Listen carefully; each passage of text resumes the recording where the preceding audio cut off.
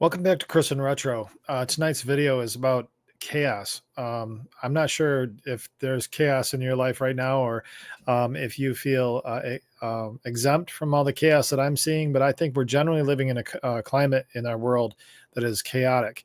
And I think for me, I've had seasons of chaos as well. And tonight's video, I'm going to talk about this a little bit, possibly offer some solutions, and see if we can move forward.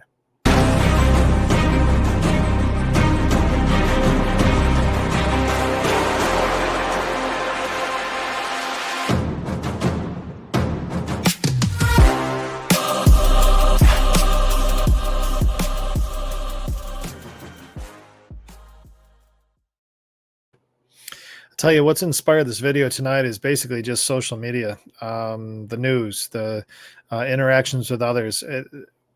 We have created such a chaotic environment with our words and our emotions that you can't even get on your phone and without seeing headlines about this politician, or headlines about that politician, or this person's a liar, or that person's a liar, or this person is fraudulent, and this person's the patron saint of everything great. And then everybody rallies around whatever message it is they align with. We see a lot of divide right now, for sure. I mean, we just saw the presidential address a couple nights ago, and saw an incredibly divided group of leaders in this country. I would say air quotes leaders in this country. And in some displays of things were disgusting to me. And of course, the defense is that everything that was portrayed was all just staged anyway. Well, that's kind of what those things are. Is they're examples. They're supposed to show living examples of policies they believe in. And but it's funny how we have short-term memory when the roles are reversed. Neither here nor there. The reason I did this video is because I'm finding that this chaos is starting to get to me. It's starting to really frustrate me. Every time I open up social media with friends and family and stuff like that, don't necessarily have the same belief system as me. All you see is just this screaming about things that they don't believe in. And sometimes it's even the people that it's saying things that I support can't seem to let it go. It's become our God, politics and the current climate that we're in. But we also find ourselves in chaotic seasons in our life, regardless of heavy political climates or world issues. Our own personal lives. I've been in stages of my life with my addiction that was absolute dumpster fire. Everything was falling apart, and you don't even know where to start, and you just get overwhelmed. And the more you get overwhelmed, you start to succumb to it. And as an alcoholic, you just drink more. But it does impact your mental health. So when all this chaotic stuff around, how do you deal with this thing and become healthy? I guess there's a few things. There's a few basics on this whole thing. So there's a stop and a start. When you're dealing with a chaotic environment, there's a few things that are within your control, and one is stop adding to the noise. I think for me, the biggest thing I've had not the biggest, but one of the things I struggle with is having my temptation to comment when I see things being said that just absolutely annoy me. Generally speaking, I've gotten pretty good as I've matured over time, but there are times when I just can't let it go. And what am I doing? I'm really not going to convince anybody of anything at all, especially if they said something completely off the wall. And all I'm doing is just perpetuating the problem. It's kind of like there's no bad press. There's no bad press. Bad press is good press. Same thing. The more that we perpetuate these conversations, the more noise they get, the more loud they get, the more people get involved, and the more prominent they become. So stop adding to the noise. The second thing is, stop fighting everything. Not everything is worth fighting, and not everything, you don't know everything. And this is regardless of what position you are in life, or where, if you're a person that's struggling with addiction, stop fighting everything. Not everybody's against you. Not everybody's against you. And in the political setting, not everything is as it seems. And furthermore, you don't know everything that's going on. Do your best to pick the best candidate that supports, your beliefs. But have some, some greater good involved in all this, and recognize that's more important than your individual spats. Now that's the stop side. Those are a few things I could think of to stop in the middle of it. But the start is doing something with progress. I can recall, I've used the example on here where the guest had, Kayla Ross was on here, and she talked about, we use the dish example. You walk by the dishes 100 times a day, they're not going anywhere, and it just gets more and more frustrating to see that there. Well, how about wash a few dishes on the way by? Now the pile's smaller. Same thing happens in chaotic seasons of life. In my personal life, I can think of like tremendously chaotic seasons that I was in, and those small moves that I could make each and every day to start knocking away the piles is huge. You know, with Sam having been gone for a while, being a single father at home, dealing with two little kids and a job and the show and many other things that I do in my life, trying to keep up with housework was a challenge. So that can, as you're walking into a home that's completely a mess, that adds to chaos of other emotional chaoses that you're dealing with. So how do you deal with that? Well, start making progress. For me, I would make sure that when I got up in the morning, and I still do, the bed's made immediately. Man, got me tired tonight. I'm making this video a little later than I want to, but I wanted to make sure we got something out. Um, but also when it comes to the house, make sure that you're picking up a few things here. This at night I'd make sure the toys are all put away. In the morning I make sure the bed was made. At least in those two bookends of the day, I was making progress. You look at a climate or an environment of a world that you're in, and everybody seems to be up in arms. How can you make progress when it's the noise around you? Well, one piece of progress you can have is not engage, not be part of it. Try to stay away from social media if you can. Um, don't make all of this be your God, as it seems to be the case that many are doing right now. It's their higher power. Their focus is everything that's going on in the world. And I think that can be very dangerous for people and their mental health. I would say that the next thing that you should start doing is, and it's almost a stop and a start, but minimize the amount of space that you allow something or someone to take in your head. If you just completely disagree with something, or if you completely disagree with a population of people, or if you completely disagree with one person, don't let that become your obsession, because that'll immediately destroy you. It's something it would be your higher power, and it'll make sure that you just don't have any serenity at all.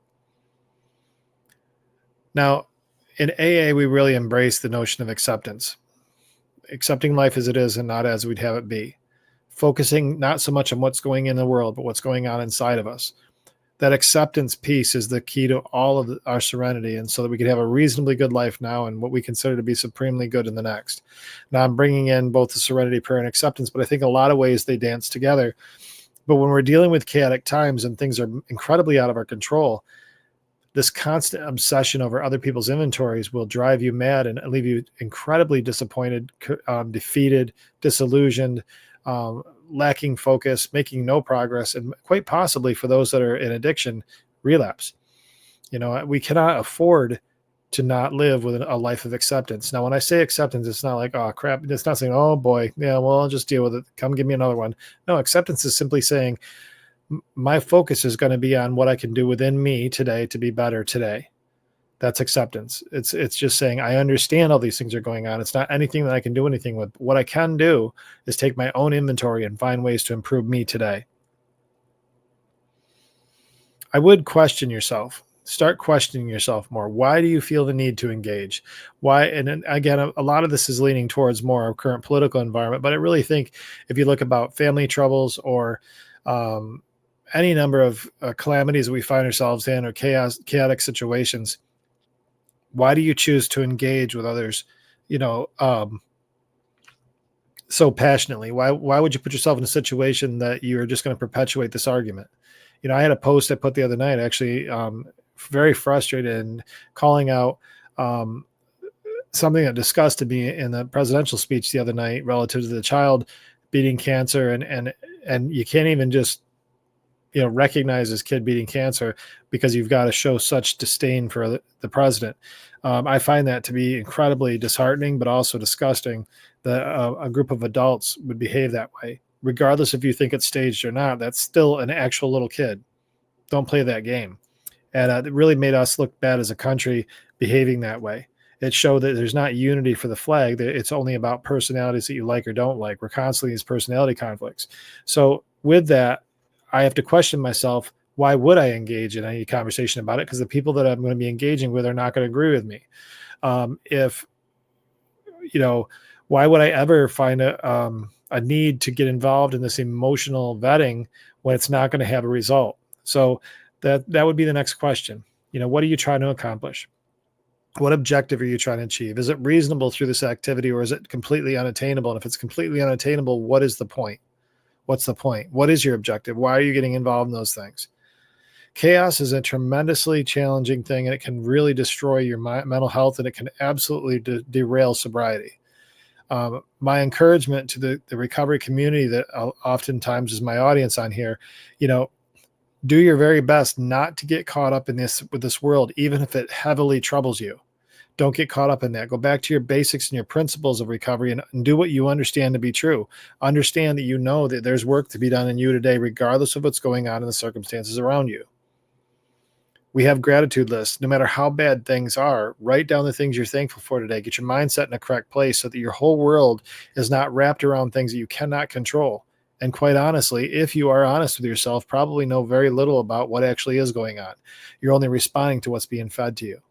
In your recovery journey, the chaos that's going around you, the dumpster fire of a life that I had, my priority couldn't have been about everything that was happening to me. It had to be about what can I do within me today to get stronger today so I don't ever repeat this stage of my life again. You know, tonight's video is really more about encouraging because I look at the circumstance we're in and I'm finding it very disheartening for me. And I'm having a really hard time not just ripping into people that I find just absolutely disgusting of their comments and their behaviors, or just completely naive and one-sided and lacking conversation and dealing with complex things. And I've had to question myself, what is my objective for doing that? Because if my objective is to convince and win over somebody in my argument, chances are the very person that has put me to a place that I feel the need to say something probably isn't going to change anyway. So what's the point? I'm just going to get into an annoying chat argument with people that I may like despite their opinion about a certain circumstance. And I can tell you there's many people that have incredibly different positions as me and are behaving themselves in ways that I don't agree with, and I still like them and would be there for them if they needed me. It doesn't mean that I don't get upset and have to force myself to make sure that I'm not engaging those conversations, because they're not beneficial to what I'm trying to accomplish in this life. And they certainly aren't going to win anybody over. So why bother? Just why bother? Check yourself on it. Question yourself. Is there a point in what you're doing? And why add chaos to chaos? Why be one of the fuel agents for that to continue? Hope this was encouraging and maybe even put some perspective in your mind tonight so that you could think about how to handle our current climate better and perhaps be an agent of change. Maybe the way that you handle something that's disagreeable to you in a more positive way can course correct a lot of other people's ways of thinking, and we can start getting more productive again rather than picking sides and digging in at all costs. Guys, thanks for tuning in. Please like and subscribe and comment. Between now and the next time we talk, I'm going to do everything I can to stay out of trouble, and I hope you do too.